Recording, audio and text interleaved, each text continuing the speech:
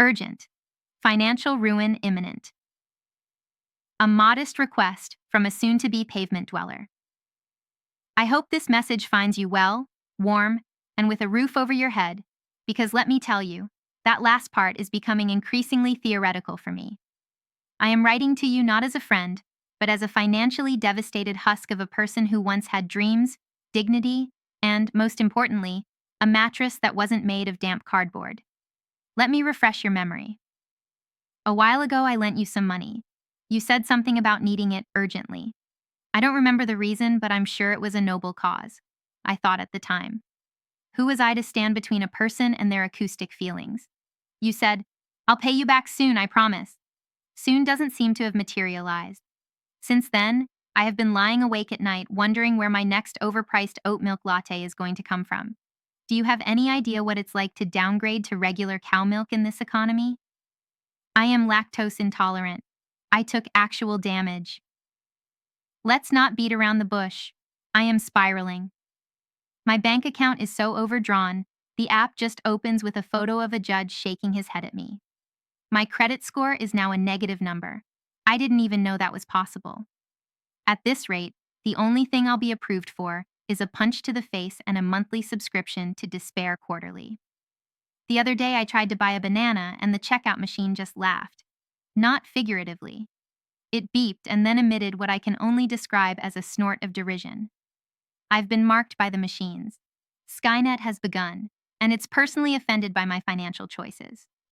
You might say, it's only a small amount, and to someone who has a load of cash, that's a valid point. But to me, it is now the precise sum standing between myself and a romantic evening dinner with a bin rat named Carl who lives behind the Aldi. He's very well read, but a terrible conversationalist. If I may be candid, the situation has escalated beyond quirky poverty into what I like to call pre-apocalyptic destitution. I am 3 missed payments away from making a living, doing interpretive dance at bus stops for pennies. And let me tell you, my interpretive dance is extremely aggressive and confusing. Last time I did it, someone called the police and told them, a woman is having a spiritual crisis to the beat of Ed Sheeran. I tried pawning some of my possessions, but apparently people don't want an old hoodie with suspicious gravy stains and a VHS tape of The Matrix Reloaded, Spanish dub. Even the charity shop told me, no thank you, we are full. I'm full of hopelessness because you haven't paid me back. Let me paint you a picture. It's a cold winter night. I'm wearing all my clothes at once. I'm huddled in a cardboard box that previously held something called bulk hemorrhoid pads. Children pass by and whisper to their mothers, "Mummy, why is that person muttering about unpaid Coldplay debts and waving a ladle like a scepter?" And their mother replies, "Don't look, darling. That's what happens when you lend money to other people. I am not asking for much. Just please return what I lent you." Now, I understand life gets busy.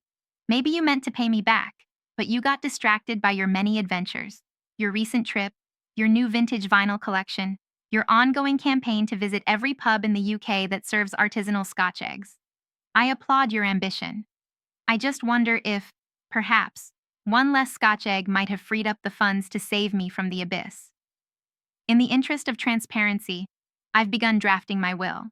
It's mostly just instructions for how to distribute my remaining assets.